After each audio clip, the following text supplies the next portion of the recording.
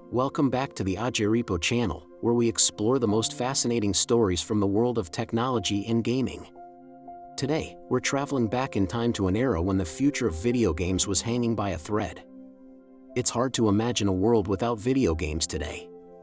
They are a multi-billion-dollar industry, a cultural force that shapes entertainment, art, and even social interaction. But what if I told you that this entire industry almost vanished? That it came so close to extinction that people were literally burying video games in the desert? This isn't a hypothetical scenario, it's the real story of the great video game crash of 1983. To understand how it all went wrong, we first need to understand how it all went so right. In the late 1970s and early 1980s, the home video game market was an absolute gold rush, and the king of this digital frontier was Atari. Led by their groundbreaking console, the Atari 2600, the company became synonymous with video gaming. It was a cultural phenomenon.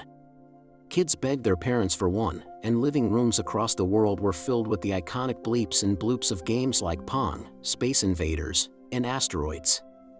Atari wasn't just a company, it was a lifestyle. They were selling more than just cartridges, they were selling the future.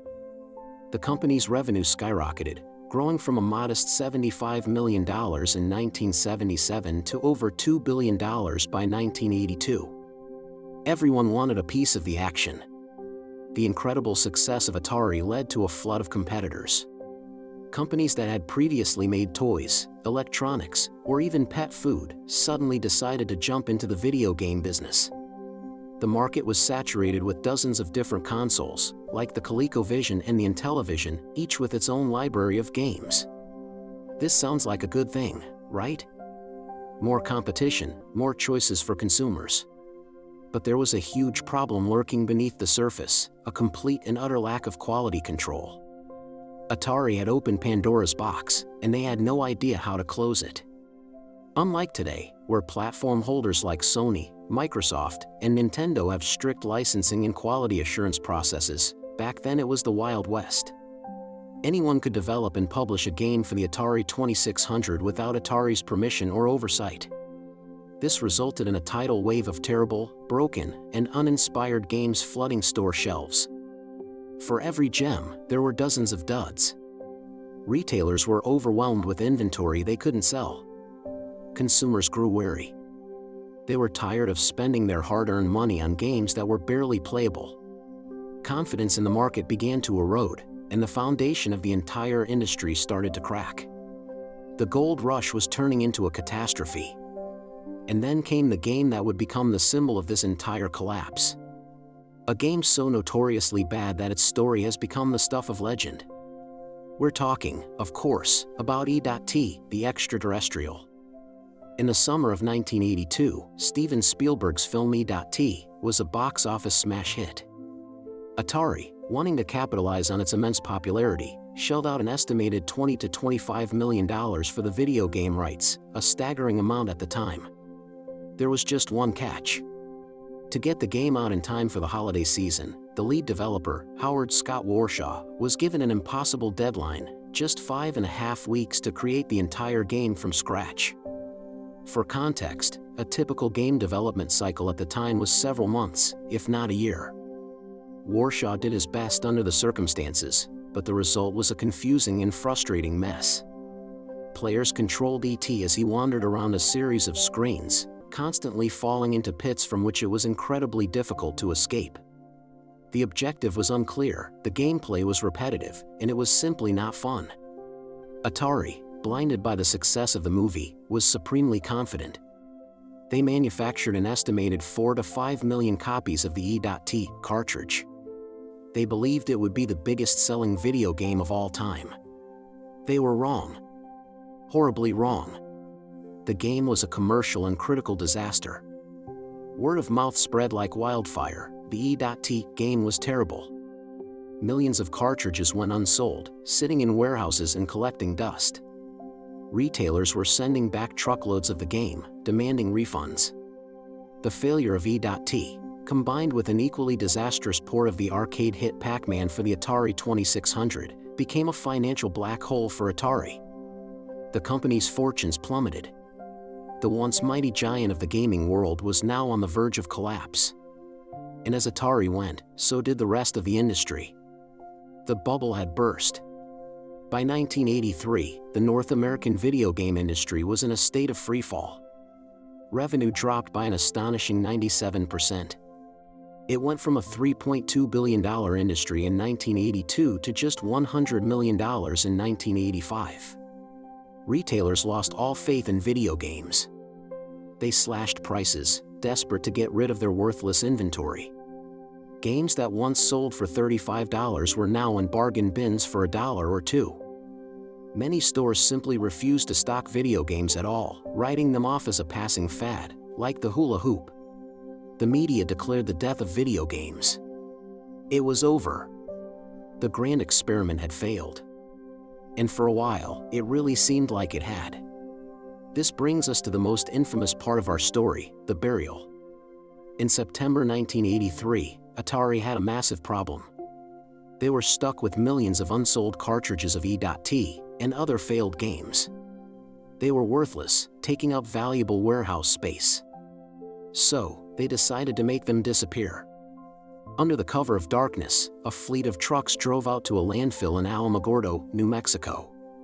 Over the course of several days, they dumped an estimated 700,000 to 800,000 game cartridges, consoles, and computer components into a pit and covered them with a layer of concrete. For decades, this event was treated as an urban legend. Many people didn't believe it actually happened. But in 2014, a documentary film crew, as part of an investigation, received permission to excavate the site. And they found them. Buried under layers of dirt and trash for over 30 years, they unearthed thousands of crushed but still recognizable copies of E.T., the extraterrestrial. The legend was true. It was a physical tombstone for a dead industry. For 2 long years, the video game world lay dormant in North America. The consoles gathered dust. The arcades, while still present, had lost much of their luster. It seemed like home gaming was a closed chapter in history. But across the Pacific, in Japan, a playing card company that had been around since the 19th century was about to change everything. That company was Nintendo. Nintendo had been watching the American market collapse with great interest. They analyzed what went wrong, the lack of quality control, the flood of bad software, and the loss of consumer trust. And they were determined not to make the same mistakes. In 1983, they released their own home console in Japan called the Famicom, or Family Computer. It was a huge success. Now, they were ready to try and conquer the one market that everyone else had given up on, North America. It was an uphill battle. When Nintendo representatives approached toy stores and retailers in America, they were laughed out of the room.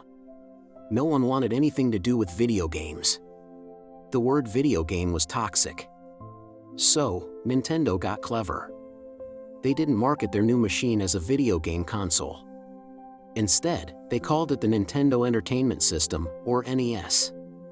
They bundled it with a light gun called the Zapper and a robotic toy named ROB, the Robotic Operating Buddy. They positioned it not as a successor to Atari, but as a sophisticated, high-tech toy. Most importantly, they tackled the quality problem head-on. Nintendo introduced the official Nintendo Seal of Quality. This was a golden sticker placed on every game box. It wasn't a guarantee that the game would be good, but it was a guarantee that Nintendo had approved it and that it met their technical standards. They also implemented a strict licensing program. Third-party developers couldn't just release whatever they wanted. They had to go through Nintendo, who controlled everything from the content of the game to how many cartridges were manufactured. This prevented the market from being flooded with shovelware. In 1985, Nintendo conducted a test launch of the NES in New York City. It was a risky move, but it paid off. The system, bundled with a game called Super Mario Bros., was a sensation. Kids were mesmerized. The graphics, the sound, the tight controls, and the brilliant level design of Super Mario Bros. Were light years ahead of anything seen during the Atari era. It was a complete revelation. The success in New York spread across the country. The NES became the must-have item of the mid-80s. Nintendo had single-handedly resurrected the home video game industry from its grave. They had restored the faith of both retailers and consumers. The Great Video Game Crash of 1983 serves as a powerful cautionary tale. It shows how quickly a booming industry can collapse under its own weight, and how vital quality and consumer trust are. It was a painful, but necessary, reset. The crash wiped the slate clean, paving the way for a new, more structured, and sustainable industry to be built from the ashes. The lessons learned from Atari's failure directly shaped the console market we know today. So the next time you power up your console to explore a vast open world or compete with friends online, take a moment to remember the time when it all almost ended. Remember the landfill in New Mexico, and the Japanese company that brought a dead industry back to life with a little plumber in a red hat. Thanks for watching. If you enjoyed this journey into gaming history, don't forget to like, subscribe, and hit that notification bell so you don't miss our next video. We'll see you next time on Ajiripo.